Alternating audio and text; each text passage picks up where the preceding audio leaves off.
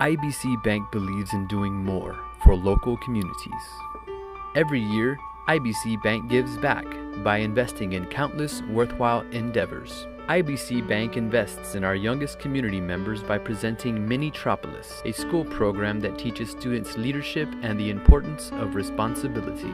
From supporting local nonprofit organizations to helping present school programs, IBC Bank is devoted to making a positive impact in people's lives and contributing to the prosperity of future generations.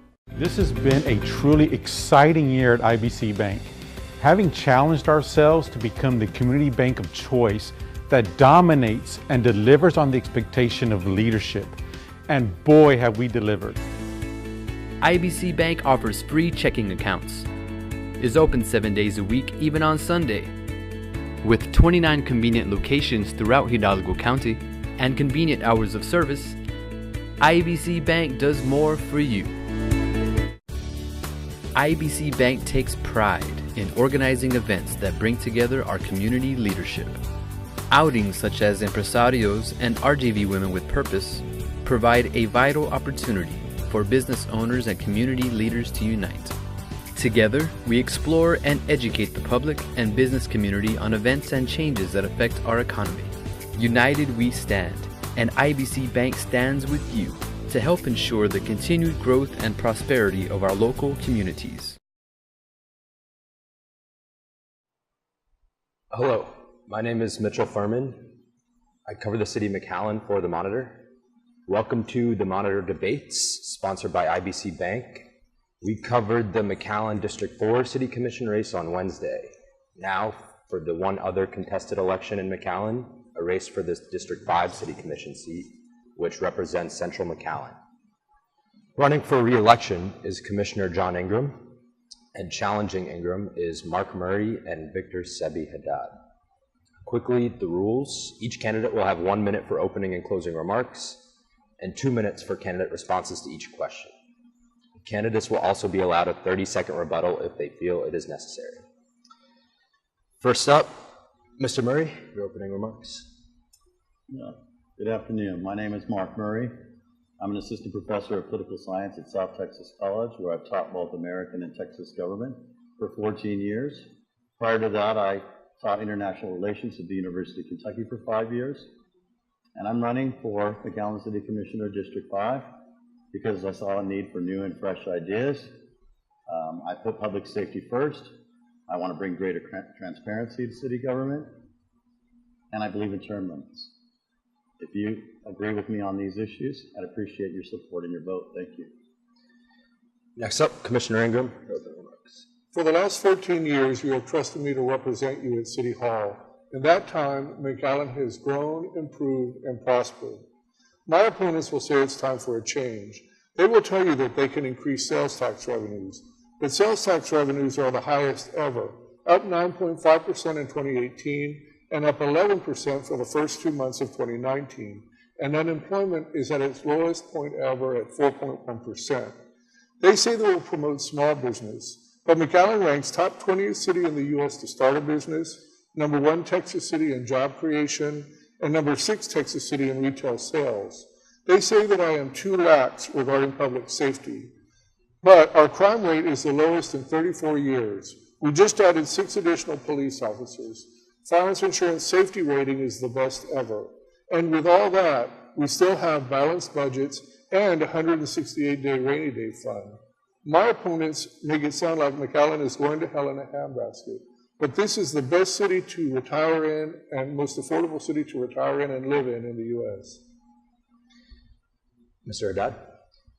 My name is Sebi Haddad, and I'm running for City Commission District 5 because truly, I really do love this city. I was raised here, and I'm a proud graduate of McAllen ISD. For over 13 years, I have served the local business community and the residents of McAllen as a banker, and I've had the opportunity to also invest in our great city. I've not only facilitated the business owners and the residents of McAllen to thrive, but I've also been a part of McAllen's strength. My families, my teachers, my friends have always stressed the importance of serving your community. This is one of the things that is very important to me. Throughout my career and throughout my personal life, I have served on several city boards. I have helped and assisted with multiple civic organizations, and I want to continue that work through being your commissioner in District 5. I am running because I want our city to continue to be the leader in the region and the prime destination for families and businesses. I look for your support on Election Day, and I hope that you will make a positive change and vote for me, Sebi Haddad, for your commissioner in District 5. Thank you. Thank you all for being here. Mr. Haddad, the city of McAllen's handling of the Immigrant Respite Center and immigration at large has become the most polarizing issue in the city. Where do you stand on the Respite Center and immigration in McAllen? Most definitely. So the first thing I did when I heard about the Respite Center and the issues at hand was to call some of the other city leaders and some of the people involved to get a full understanding of exactly what was going on and why the city made that decision. I stand by the decision the city made. The Respite Center, fortunately, had worked out as a short-term solution. It was never proposed to be a long-term solution. And the capacity, the traffic, and a lot of things were becoming a major concern for the surrounding neighbors and for that specific part of town. There's definitely a need for McAllen to continue supporting and assisting in the assistance for the migrants that come into the city. There's no doubt that we have to help them, but that unfortunately was just not the right spot for the influx and the amount of work that it entails. And there's definitely concerns with the neighbors. I do believe the city and the church and some of the organizations working are going to find a very positive solution, find a much larger, more appropriate facility that will not only better serve the migrants, but also allow them to provide better servicing, allow the city to reduce its cost and its burden on helping those organizations. Mr. Murray, same question. Where do you stand on the Respite Center and immigration in McAllen? Okay, well, immigration is a federal issue, but it affects us locally. And because we're having thousands of immigrants, for a lack of a better word, being dumped in our city limits, we have a responsibility to do something about it. Public safety comes first, and we can't have thousands of people just wandering around waiting for their bus ticket out of town. So it's appropriate for the city to step in and help with the charities that are working on this. I too, though, believe that the location of the Respite Center was the wrong move. I think that it would be better off in a more commercially zoned area than in a residential one. If you've driven through Hackberry and Second during the rush hour in the morning or the evening, you know that it gets a little hectic there, especially if there are buses dropping off or picking up people, trying to make a right turn off of Hackberry onto Second. So the location was just not a prime location for it. That doesn't mean we shouldn't be providing and helping Catholic Charities and other organizations to provide these facilities, but we need to work to find a better place. And these numbers are going to fluctuate, so we need to be careful about how big of a facility we need.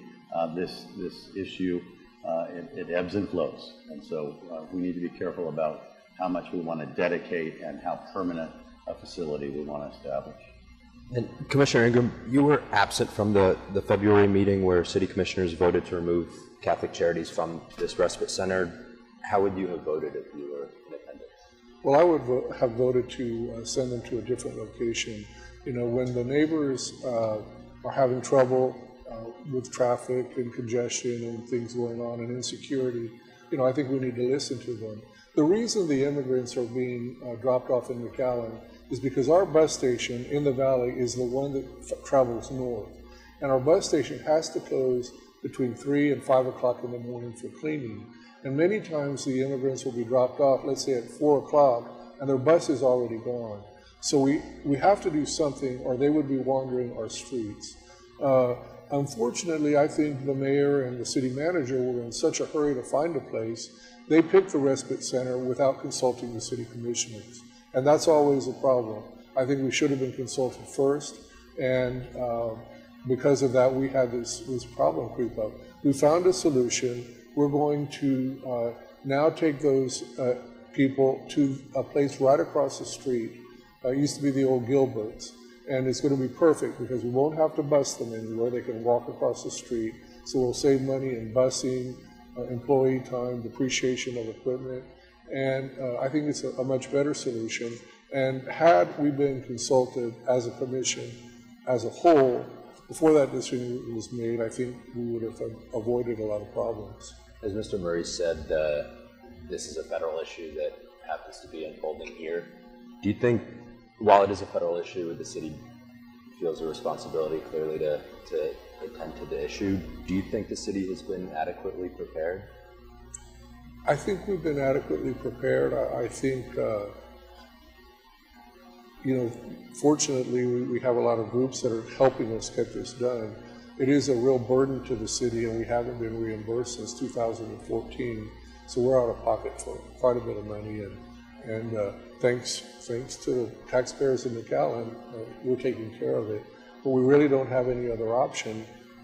You have people that may have illnesses, may have criminal backgrounds. You don't want them walking around the streets of McAllen. Mr. Murray, just real quick, 30 seconds, do you think the city has been adequately prepared? I think the city was prepared for the most part. I mean, this is nothing new. This has been going on for a couple of years. The only difference is that a couple of years we were getting unaccompanied minors, and now we're getting more family units, and we just weren't set up for those types of facilities. But it is true that we're paying out of pocket for a lot of this and have not been reimbursed yet. We'll see if that happens, because I know we'll apply for that. But I think we've done a pretty good job. And Mr. Haddad, just quick. As Mark Murray mentioned, this has been an issue that McAllen, I think, has dealt with for really decades, just in different volumes. I think McAllen has definitely strained its resources, but I commend the city of McAllen for the work it's doing. I commend the charities for the hard work they're doing, and I commend the kindness of the citizens of McAllen for pursuing and allowing us to take care of these people. There's no doubt that the federal burden has become McAllen's burden. Mr. Murray, McAllen has identified dozens of projects totaling nearly $50 million to address drainage issues throughout the city. But considering the region's vulnerability, as we saw with the flooding last June, and the city continuing to grow, what, if elected, would you bring to the table to address the major drainage issues? Okay, well, yeah, we did ask the voters a year or two ago to approve a bond to allow for some drainage improvements, and the city also has done a good job about applying for grants, and we've received some, and we just were at a groundbreaking ceremony last week for beginning some of those drainage projects. There's obviously going to be more to do than what we've already funded for. I think one of the issues, though, is that we continually ask the voters to keep going into debt to provide these services, and I don't know how everybody else runs their household, but the way I run mine is to get debt-free first. And I know it's a great thing maybe to have a rainy day fund, but the voters approved 140 days in the ending fund balance. Last year it was up to 150. After the tax increases of 1.6% last September, now we're up to 168 days in our rainy day fund. If I were in charge, I would be pushing for trying to pay down those debts, and instead of a rainy day fund, if it's raining right now, we need to be spending. And Commissioner Ingram, that $50 million is the city's master plan for drainage. Is that current master plan enough? There's 50 projects and they've been prioritized, and we feel that is going to help significantly address the problem. I think one thing we could do differently is a lot of times and we're without criticizing, but our engineering department is trying to get them all set up to get done all at once, and I think it sets some projects behind. For example, the Westway Heights project was supposed to break ground last September, and it's just breaking ground now. That's because our engineering department was trying to get all their ducks in a row for all the different projects, and so I think we need to prioritize projects and get started on them as quickly as possible. But yeah. And Mr. Haddad, what would you bring to the table for drainage in the city? Of course, $50 million approved simply doesn't mean $50 million that we can pay for. So the goal is to, as Ingram stated, is to definitely prioritize, but give the voters the results that they're looking for. So if we've promised these projects, we definitely have to take action and move forward on them. I think the regional movements of the MPO and other aspects like that are going to assist in the long run for state roads and some drainage projects that can extend throughout the various partners of the region and improve the overall infrastructure of our region that will eventually connect to some parts of McAllen. But the Westway Heights is a great project that's moving forward. That's a step in the right direction for one of the older neighborhoods. And I do believe that one of the things you want to make sure to do is engage the city manager's office to get some of these projects started as the voters approve them. Commissioner Ingram, McAllen has emphasized improving north-south corridors, including the extension of Bicentennial all the way to 107. Mayor Darling has said the city needs to focus on east-west corridors, but the conversation hasn't really moved beyond that. What ideas do you have for improving east-west corridors? Well, we're working on, left-hand turn lanes, right-hand turn lanes, looking for places to do that. We bought the new boxes, traffic boxes that are smart boxes that we can control from the office, and then they also communicate with each other. And if you noticed, Harvey and 16th, they tried to take the light out. There was overwhelming neighborhood opposition to that, but they did that to speed up traffic. They took out the light at Hackberry and 16th, and also I believe it's Hackberry and Second Street, I believe. And so we're doing things like that to speed up east-west traffic. And otherwise, it's just keep looking for new ways to get that done and smart ways to control our traffic. And Mr. Haddad, what ideas do you have for east-west corridors? Definitely. So you definitely want to continue looking at your plan. And as McAllen grows, traffic changes. So people start using different streets and different corridors to get to certain places depending on what the city has built up or what's grown around the city. So even as a proponent of growth, you've always got to manage the infrastructure and services that align themselves with that growth. And so I do believe that, the city is following the plan that they got from a large study that was conducted. And I think that's where most of the traffic signal removals have stemmed from. But when you look at that, you've always got to analyze the traffic removals from the neighborhoods, because it becomes critical that you don't want to turn longer stretches of neighborhood areas where kids walk and bike near schools into faster speed zones, right? And sometimes there's smaller lane roads, and how much alleviation of traffic are you going to get? So we really need to focus on what I would deem the major connections east and west. You've got Old 83, you've got 495, you have Nolana, you're pushing to Dove, Trenton, and we're going to continue to move towards Freddie Gonzalez.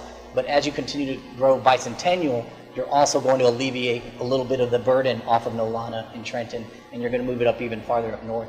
And so continued planning and revision and traffic counts is going to be critical to understanding the needs of the community and how it's evolving. Could I have a rebuttal on that? Yes. A lot of those roads are state roads, and the city does not control them. So you might say you want to do that, but you can't get it done unless you get Texas to allow us to do it. So that's, working with those state roads is not an easy process. Mr. Murray, what ideas do you have for east-west? Right. We have done a good job in building these north-south corridors, but east-west is falling a little bit behind. I mean, Nolana's a lot better than it was pre-NAFTA, that's for sure. But, when we're forcing people onto just a handful of east-west corridors, then that's what causes traffic problems.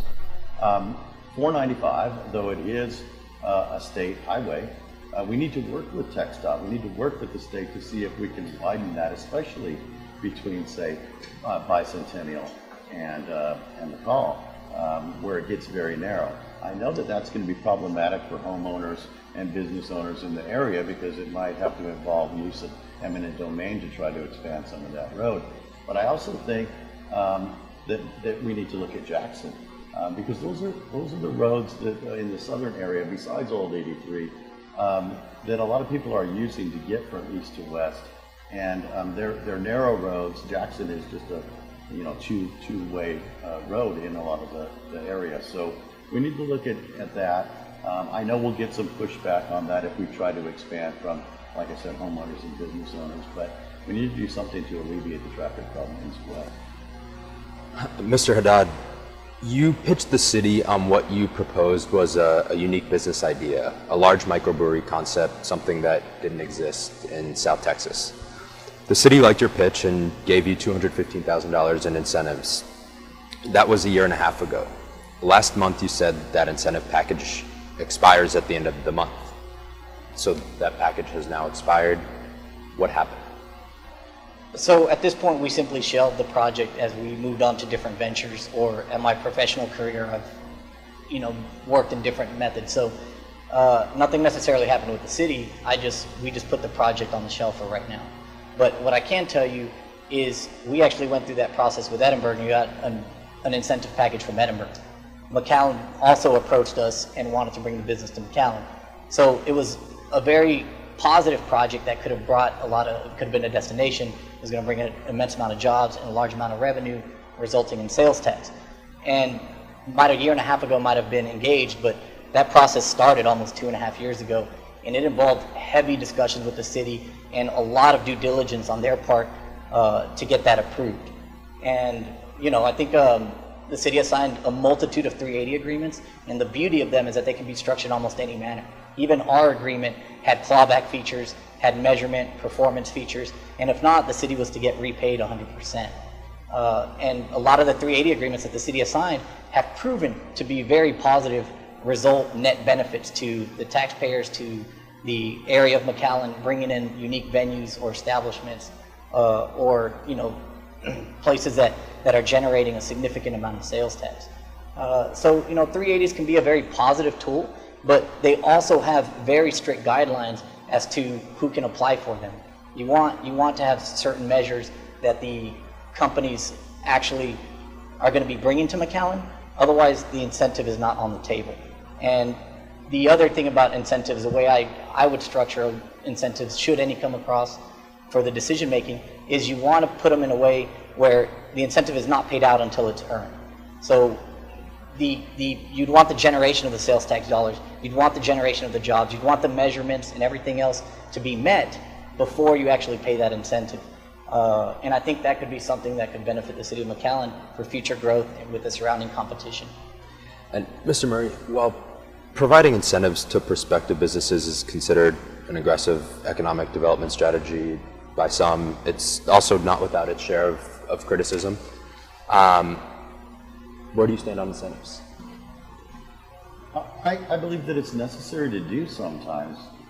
We want to continue to grow the city of McAllen, not just territory-wise, but economically. And we're competing with surrounding municipalities, and they're using these incentives to try to bring in companies. I mean, we've lost some businesses to neighboring cities because we didn't give them a good enough package and a neighboring city did. We'd love to have those people shopping here, buying here. We'd love to have those sales tax revenues here in the city of McAllen.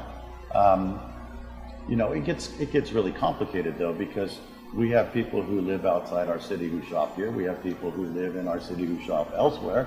But there is some competition that goes on. And so when it's necessary to provide incentives, I think it's the right thing to do. I do agree though that there should be rules in place. There should be clawback features and things like that Mr. Haddad has spoken about, so that we make sure that we're getting our bang for the buck. That we need to see the profits, we need to see the prosperity of the venture before they start seeing the incentives coming from the city. Commissioner Ingram, you've been fairly clear in your stance on incentives. Is there a world in which you think incentives are effective broadly? Yeah, for example, high-tech businesses, biomedical research, high-paying jobs with good benefits, but not bars. And I want to make it clear, in my opinion, I didn't feel like we approached Mr. Haddad's group. I felt like we were coerced by Mr. Haddad's group to give the incentive, and that's just my opinion. And to open a brew pub, there are brew pubs all over the valley, and some of them are very nice, and that's just not an appropriate way to incentivize businesses, especially brew pubs. I'm a Social Security lawyer, I'm not a developer, and I don't go to the city and more than that, go to the taxpayers and say, give me some money, my business isn't working as well as I'd like it to. I don't do that. I roll up my sleeves and I go to work. And I would be very uncomfortable with a commissioner that had in the past asked for incentives, because I would think that he may want to give his friends incentives too.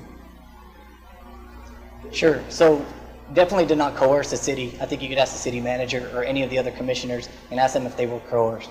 And the project stood alone and resulted in what they deemed something positive for the city, because lifestyle features are also important. Gathering places for family are important. And it was not simply just a brewery. That might have been part of the features about it.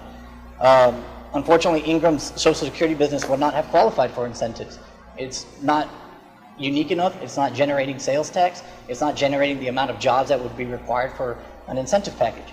So he could apply, and when I applied as a private business owner. And to insinuate my integrity and put it, call my integrity by saying that I would give incentives to my friends is just, I think, a little crass. There are business people all over town that would love an incentive. They don't ask for incentives. And just because my business doesn't qualify, I wouldn't ever ask for an incentive from the McAllen taxpayers and then turn around and run for office to represent them. The incentive no longer exists, and any business owner has the ability to apply for an incentive. It's not a closed-off feature. And when someone is believing they're taking a certain level of risk, and it's something the city would actually be proud to have, they can ask the city and apply as a private business owner, and the city has a decision to make on that point, whether yes or no. Mr. Murray, do you have any thoughts?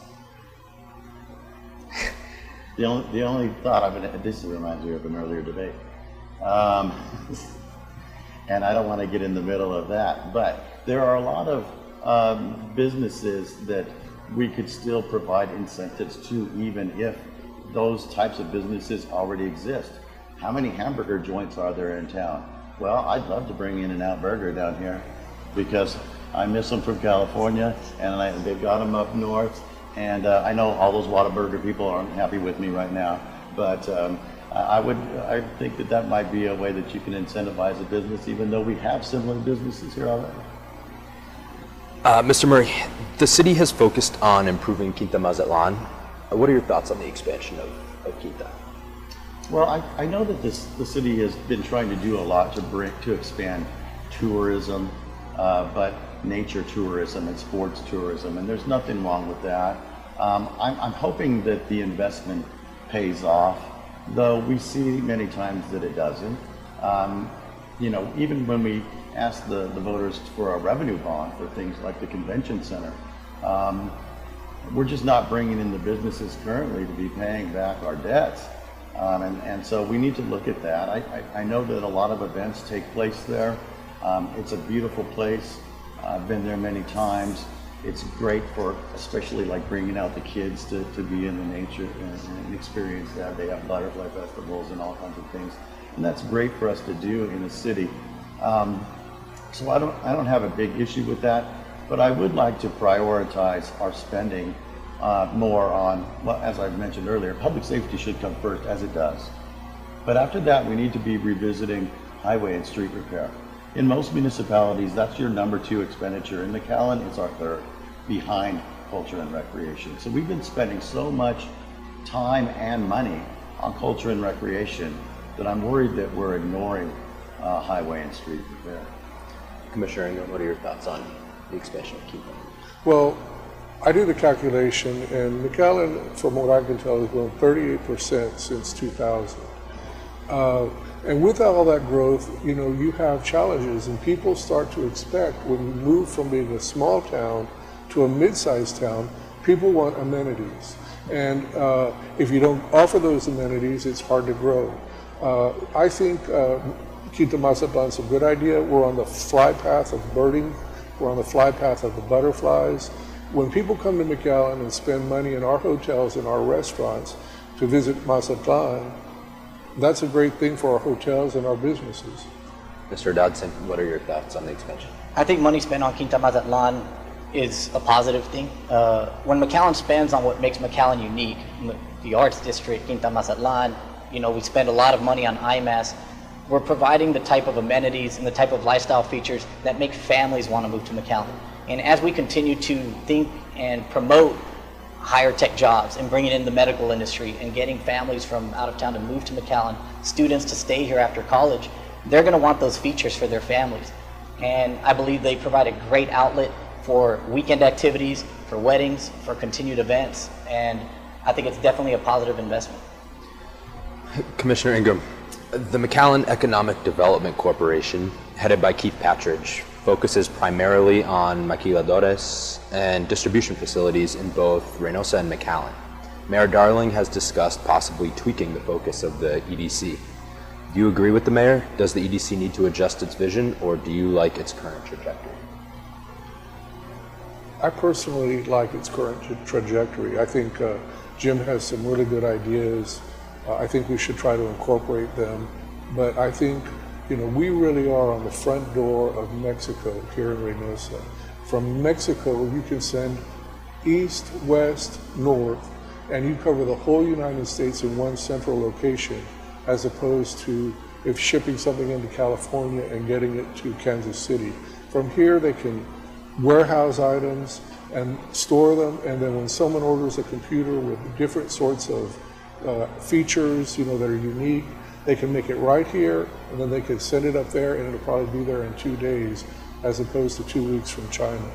I really, also Mexico, we're the front door to Mexico, and someday this situation, safety situation is going to clear up, and we're going to be the 2 biggest trading partners in North America, and I really think MEDC is doing a good job to promote that, and I hope we don't ever forget that that's where our future is. Mr. Haddad, does the EDC need to adjust its vision, or do you like its trajectory? I like the trajectory because it's worked. McAllen, it's sometimes the maquiladores and what we see on Military Highway, some of that is sort of out of sight, out of mind for most residents. It's not a retail outlet, it's not something that we normally visit, but they bring high-paying jobs, they're bringing manufacturing, they're bringing engineering, they're bringing tech products, and we really are an outlet for the rest of the United States and a footprint at a pretty low cost for them to establish their place of business. And they bring in a ton of new families that also generate an economic impact to the city of McAllen. And it's also a very stable source of continued revenue, because when they plant themselves, it's not a 2-year, 5-year, 7-year plan. They're truly coming in with the idea that they're going to be here for the life of that facility until they either outgrow it or the technology itself expires. But I definitely think that they should continue that trajectory, because I have seen the city of FAR has moved in the direction of a lot of cold storage along the corridor. And I think McAllen has to continue to fight to show that we're the one where they want to be. We've got the best access, we've got the best roads, we've got the best services, and we can provide the best lifestyle and amenities for the families that are brought down. So I definitely think that they should continue that trajectory. If they've got some time and they see sort of a tangent way to look at different industries, that would be great, but we definitely do not want to lose focus on what has been a major stronghold of McAllen for, I would say, 30 plus years. And Mr. Murray, does the EDC need to adjust its vision, or do you like its trajectory? Well, I think we should always be looking at adjustments. Things change all the time, and we shouldn't be afraid of change, and we should be preparing for change. But our location along the border means that that's always going to be important for us, as we discussed last night.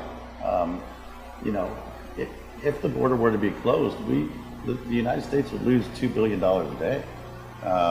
If that lasted a year, that'd be close to $1 trillion. That's 4% of our GDP. It would be devastating to not just the local economy, but to the national economy. And we're in a great location. I mean, Laredo is there, and El Paso is there, and San Diego, like us. And we are in this position where we can benefit from international trade, and I think we need to continue with that. There's nothing wrong with EDC doing that. I know that a couple of decades ago, people in Amarillo were complaining about, why are we spending money in Dalhart to build a factory there? Well, because the folks in Dalhart that were employed traveled to Amarillo to go shopping and things like that, and that brought revenue back to Amarillo. And so that's all we're doing here. But if there are other ways that they'd like to expand and bring in other businesses or bring in other ventures, then they should look at that as well. Mr. Haddad, the city has devoted a lot of time, money, and resources to building up the convention center area. What should be next for that part of town? I think the city needs to continue to look. I think they've got a couple parcels of land that they're looking for the right partner to come into there. We've got a fair amount of hotels already, so we have to not only maintain their viability and ensure that they're successful, but we can bring in other added features that will draw more families to the area, other lifestyle aspects that people will want to enjoy. If you went to Sunset Live just this last week, it was one of its largest, highest attended one to date. Typically it was 3,000 to 4,000. I think they got anywhere in the range of 5,000 to 6,000. And they've got 2 more planned for the summer, and then they do the 3 in the fall. But I can tell you those events are going to continue to grow, and we're going to be able to continue providing things for the city of McAllen and its residents to enjoy thoroughly. So I think McAllen will continue to look for the right partners to fit on those parcels of land. And as we get more people engaged in theater, in the arts, in our community events, you're going to see better events and stronger events and more events come to the impact. You're going to see more conventions come to the convention center. And that's all a positive revenue generator for McAllen. And Mr. Murray, what should be next for the convention center area? Well, there's been a lot of expansion. I mean, I know that after the convention center was built, there was a lot of discussion, why isn't it bringing in the revenue that we had expected? And it was always because we didn't have the hotel space, that we would get more business if we just had the hotel space. And the hotels have gone up, but I think we're still struggling to bring in the amount of revenue that we need to pay back the revenue bond and to make it profitable. I think that'll be done over time as more and more people get to enjoy that area and go and see what goes on there, like Sunset Live, like Taste McAllen, like a lot of events that go on there. We need to find another way, though, to bring people into that area, because we need, the pack is great, but I hear from families saying that they want more family things to do. There's probably not enough space there, but some kind of, you can't do a theme park, that would take huge amounts of land, but something that would draw families in like that. Dave & Buster's, that's more adult kind of entertainment. I don't want to get into the different businesses' names and things again, but we do need to bring people into that area to go shopping, to continue that growth in that area. However, that's not in our district. And I'd like to see us do something as well with downtown to try to bring more business back to downtown and increase profits of businesses down there and revitalize down there. So you would say you would maybe recommend to the city manager and city staff to kind of prioritize a little more efforts downtown as opposed to the convention center area? Well, yeah, I think we've been focusing a lot on the convention area. We've been focusing on La Plaza Mall. We've been focusing up north, but we haven't been focusing in District 5. And I know that in a recent meeting they did approve $100,000 for helping renovate Old 83, 10th Street, 23rd, the downtown area. It's going to take more money than that if you've been in those areas. But yeah, we need to start refocusing our attention on the oldest parts of our city and helping to revitalize it, to bring in more revenue in that area as well. And Commissioner Ingram, what should be next for the convention center area? Well, I think what would really be interesting is, I don't know if everyone knows, but it's the Chase Tower. It used to be the Newhouse Tower. Anyway, the main landline from the United States to South America goes right through that building, okay?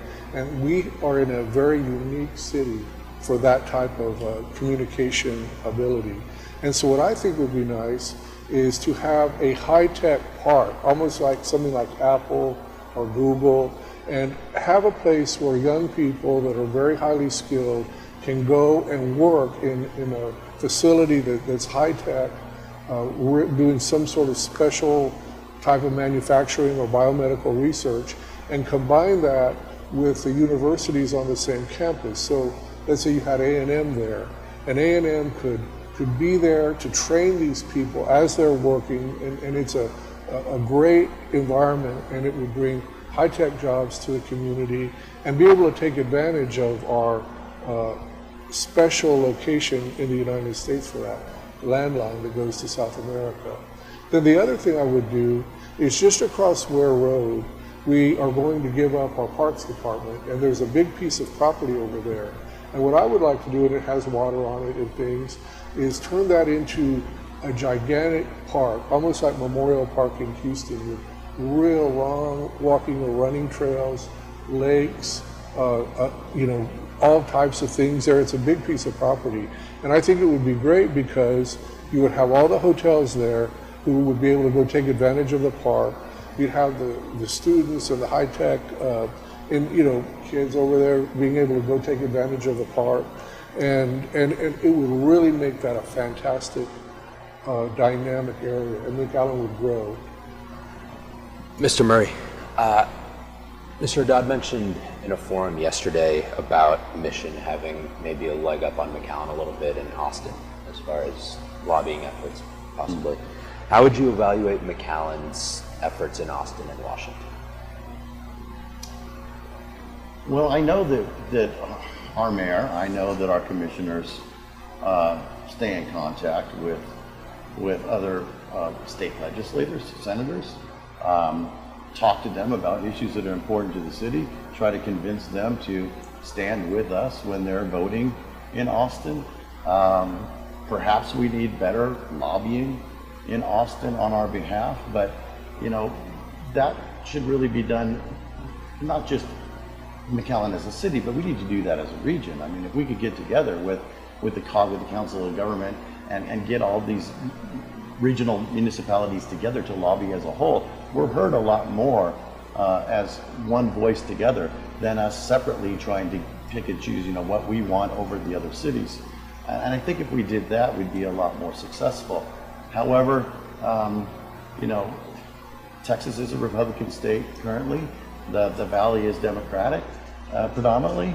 That doesn't necessarily have anything to do with ideology because there are a lot of conservative Democrats down here.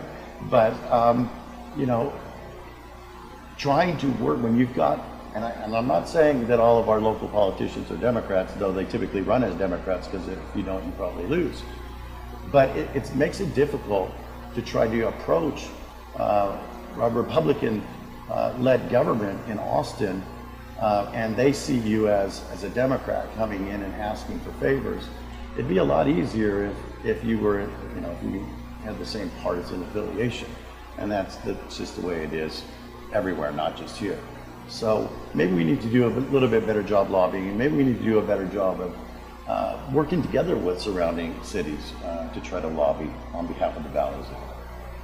Commissioner Ingram, is McAllen doing is it up to par in its efforts in Austin and Washington? Well, I just want to say thank you to Senator Chuy Hinojosa. He has done so much for the Valley, and we owe a great debt of gratitude for all the things he's done.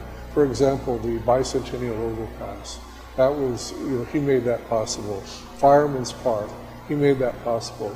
He's giving us all kinds of help at the Ansel Lewis Bridge.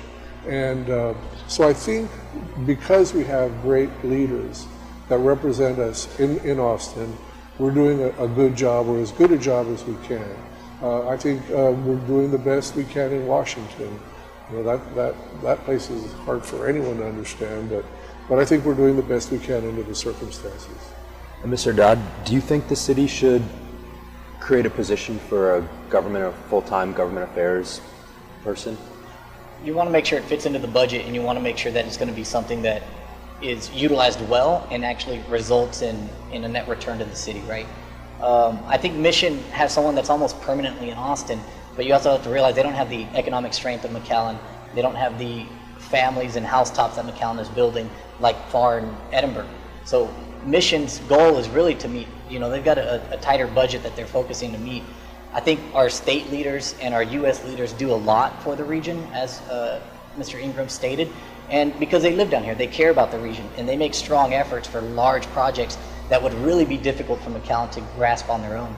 But definitely lobbying for the city on a more stable basis would probably result in some kind of return for the city. And I also believe that we should definitely start lobbying as a region and really using our might with the population size down here and the overall economy as a whole to bring more dollars to be shared between everyone. Commissioner Ingram, the Arts District is the heart of District 5, and it has seen some recent restaurant growth. What do you think about the direction of that part of town? I think, it's an interesting place. You have homeowners really close to the restaurants that are opening up, and they can only open up in certain locations. I think, I live at Hackberry and 15th, right by there, and I enjoy it. You can get out, we can walk our dogs, up and down the street. You can get anywhere. You can be in the best restaurants in town from our house in 5 minutes walking. And so I enjoy it. I just would always want to make sure that we have everyone's a good neighbor. They're not blasting music really loud. And also that anything that does open up has sufficient parking so that we don't have cars parked on the streets. That just doesn't work if you, can you imagine you live near there and you've got cars parked all around your house all night long? That doesn't work. So as long as we watch the parking, keep the loud music, to be reasonable, I think it's a fantastic thing, and I think it's helping home values go up and making McAllen, that's my favorite neighborhood in town. I don't know why anyone would live anywhere else. Mr. Haddad, what do you think about the direction of the Arts District? I feel very positive about it. I think the Art District is also one of those features that makes McAllen extremely unique. And the beauty of it is that it is sort of in an older urbanized area. So what you're doing is you typically attract local business and local proprietors to elevate some of those areas, right? You're not going to have big box going in on Main. You're not going to have the franchises going in on Main. They're looking for high traffic, big street, strip centers. So what's great is you're promoting small business, you're promoting local business, and you create a very strong vibrancy within that community. You just always want to make sure that anything that wants to enter, that you're protecting the neighbors, you're protecting the residents, you're maintaining their traffic on their streets, you're maintaining the noise or the disturbance that they're going to face. And you want to make sure that those are issues that you address with anyone that's interested in going in on Main. But I definitely feel that it's been one of McAllen's strongest areas. I live just slightly north of there, and you see neighbors walking over there all the time. And that's the kind of traffic you want to create. You want to create that atmosphere, people walking, people being able to take their dogs, ride their bike. You want to have local neighborhood places that people feel comfortable and congregate at. So I definitely think it's a very positive thing, but there's definitely a balance. And District 5, the commissioner, it's very important that the District 5 commissioner always pay attention to the residents and their concerns. And Mr. Murray, what do you think about the direction of the Arts District? I think it's been a great positive for our district. There's been a lot of growth there. We've mentioned some restaurants and some art facilities, some museums and things like that. Some of them have been there for a little while. But the incubator there that provides a lot of access for people to, especially like kids getting music training and art training and things like that, that's a great opportunity. And when they do have their events, we often go out and walk around, and vendors are selling things, and it's a great time for, it's a great kind of family-friendly atmosphere there. It's just that it's kind of disconnected, right?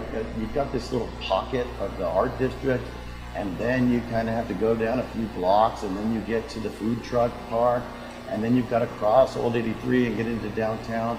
I mean, what we're doing in the art district, I'd love to see some of that happen downtown as well, right? I think it's a positive, and it's helped out that area tremendously, but I'd like to see that kind of effort expand in other areas that need to be done. Mr. Haddad, what is the most critical issue facing the District 5 Commission?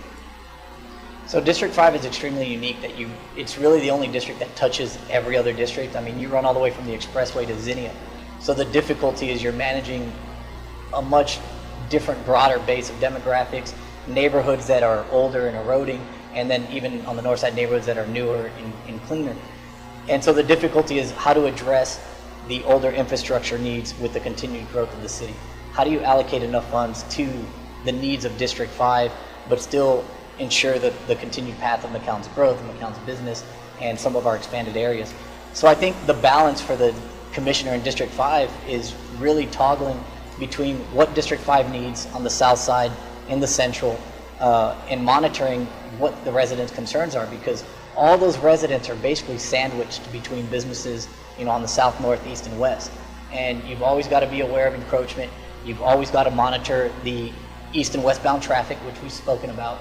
And you want to ensure that those neighborhoods are safe for families, are clean, and are well maintained. But at the same time, you've got to focus on McAllen's overall growth and how to also bring in, I think, dollars and urbanization and revitalization to the Central Park. And that's how you've seen a lot of larger cities grow, as they start looking inward. They start focusing on what they can do within the core of the city. And I think that's very critical for the District 5 Commissioner to address. Mr. Murray, what is the most critical issue to the District 5 Commissioner? Well, it deals with the budget. We need to make sure that we are budgeting appropriately to District 5 to make the necessary improvements that are needed right now. I mean, if has the budget been appropriately configured to District 5? It's difficult when you read the budget to see, like, district by district where the money goes. You can look at different projects here and there sometimes, but what I don't see is expanded lighting for the southern part of our district.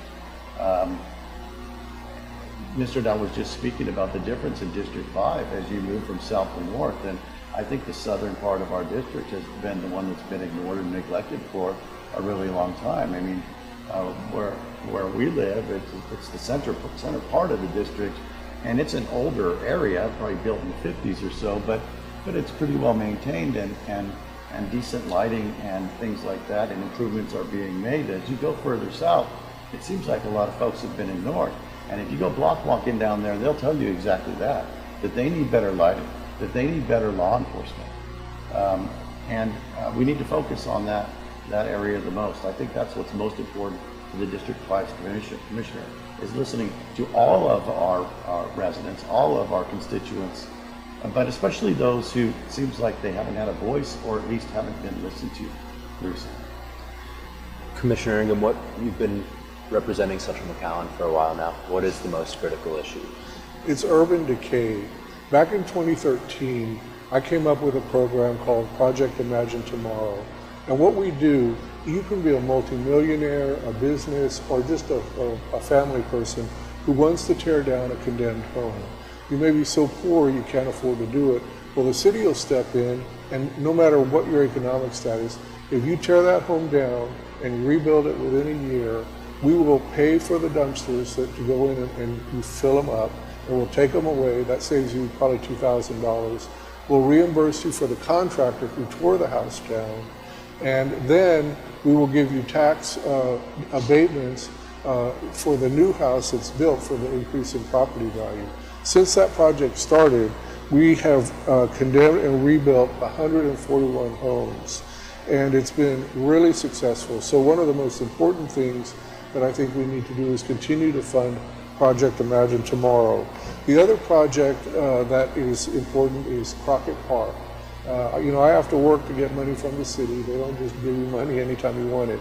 We have worked to improve the park. It's turned into a city school park.